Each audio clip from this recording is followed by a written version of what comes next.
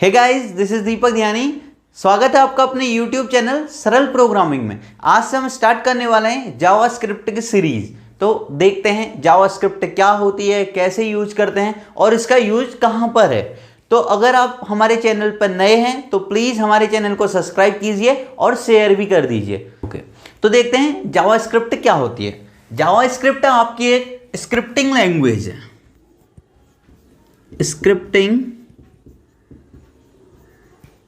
ये scripting language का मतलब समझ में नहीं आया भाई। स्क्रिप्टिंग क्या हुई? स्क्रिप्टिंग लैंग्वेज वो होती हैं जो प्री कंपाइल्ड होती हैं।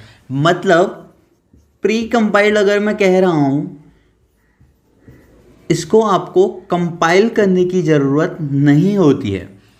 आप अदर लैंग्वेज आपने पढ़ी, सी प्लस प्लस, जावा, तो उनमें क्या करना होता था? पहले हमें कंपाइल करना होता था अपना प्रोग्राम, फिर हम रन कर पाते थे। हम यहाँ पर डायरेक्ट इसको एग्जीक्यूट कर सकते हैं। ठीक, तो इसको तभी कहते हैं स्क्रिप्टिंग लैंग्वेज। आप बार बार देखेंगे JavaScript is a scripting language. तो इसका मतलब ये होता। आपको कोई ये भी बताएगा जावास्क्रिप्ट जो है डायनेमिक प्रोग्रामिंग लैंग्वेज है।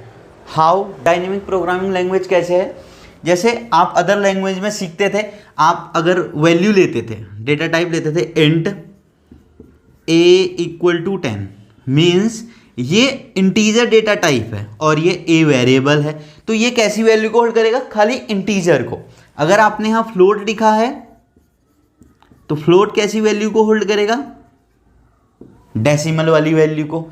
अब आप जावास्क्रिप्ट के केस में आप डायरेक्ट वेर लिख के a = 10, वेर लिख के आप a = 10.5, वेर लिख के आप a = कोई स्ट्रिंग दे सकते हैं। आपने लिख दिया दीपक।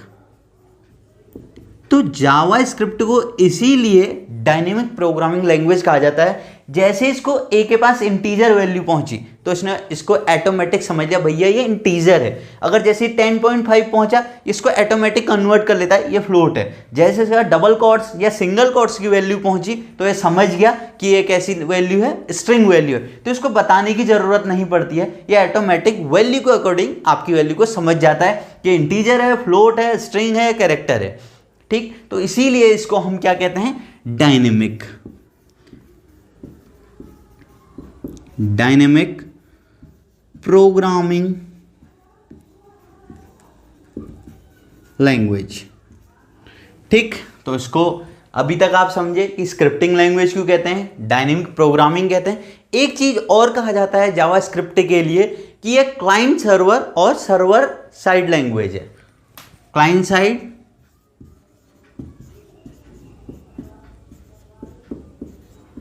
और सर्वर साइड, दोनों साइड की लैंग्वेज है। क्लाइंट क्या होता है? क्लाइंट में ये ऐसे यूज की जा सकती है, जैसे हमने कहीं अपने एक लॉगिन का फॉर्म बनाया, हमने वहाँ वैलिडेशन लगाना है कि भाई मैंने कहा जिसका लॉगिन ऑथेंटिकेशन होना चाहिए, कि जो मेरा लॉगिन में नेम है और जो मेरा पासवर्ड है वही अप्लाई हो, तभी वो पेज आगे बढ़े, अदरवाइज नहीं लगे। तो हम यहाँ पर क्या करते हैं? क्लाइंट साइड को यूज किया जाता है। सर्वर साइड क्या होता है? जब आपने डेटा आपने स्टोर किया है तो उसको आप कॉल करते हैं या फैच करते हैं, तो वहाँ पर सर्वर साइड, सर्वर से आप डेटा लेते हैं। कोई भी आप क्वेरी लिखते हैं, सपोज गूगल पर आप लिखते हैं कि कोई भी आपने प्रोग्रामिंग के बारे में सर्च करना है, तो वो क्वेरी कहाँ जा रही है? आपकी सर्वर साइड पर। सर्वर से डेटा आपके पास फैच होगा, आपको मिल गया। तो ये दोनों तरह से यूज होती है, क्लाइंट साइड और सर्वर साइड से। जो जावास्क्रिप्ट को यूज किया जाता है HTML के साथ ही यूज किया जाता है, क्योंकि ये क्या है? स्क्रिप्टिंग लैंग्वेज है। ठीक, जो जावास्क्रिप्ट को इन्वेंट किया था, इन्वेंशन जो हुआ था जावास्क्रिप्ट का, ब्रेंडन एच द्वारा, ब्रेंडन एच एन 1995 में। जो इन्वेंशन की बात अगर करें तो ब्रेंडन एच द्वारा हुआ था 1995 में।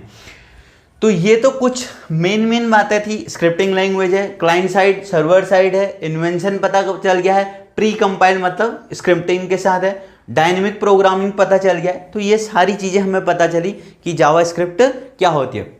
अच्छा, और एक चीज़ और कहा जाता है जावास्क्रिप्ट के लिए, ये क्रॉस प्लेटफॉर्म लैंग्वेज है। Open and cross platform. Java script is a open and cross platform.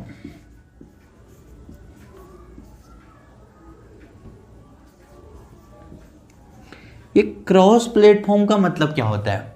Suppose आपने जावा स्क्रिप्ट का एक प्रोग्राम आपने विंडो पर बनाया हुआ है, आप उसको यूनिक्स, लाइनेक्स, मैक कोई भी ऑपरेटिंग सिस्टम में बिना चेंज किए हुए चला सकते हैं। तो इसका मतलब यही होता है, क्रॉस प्लेटफॉर्म का मतलब ही यही होता है, आप कोई भी प्लेटफॉर्म पर इसको चला सकते हैं। आपने अदर लैंग्वेज भी देखे, या यहाँ आप कह सकते हैं कि ये प्लेटफॉर्म इंडिपेंडेंट है, कोई भी प्लेटफॉर्म पर चला सकते हैं आप इसको। ये आपकी इंपॉर्टेंट बातें थी जावा स्क्रिप्ट के बारे में जो आपने ध्यान रखनी है।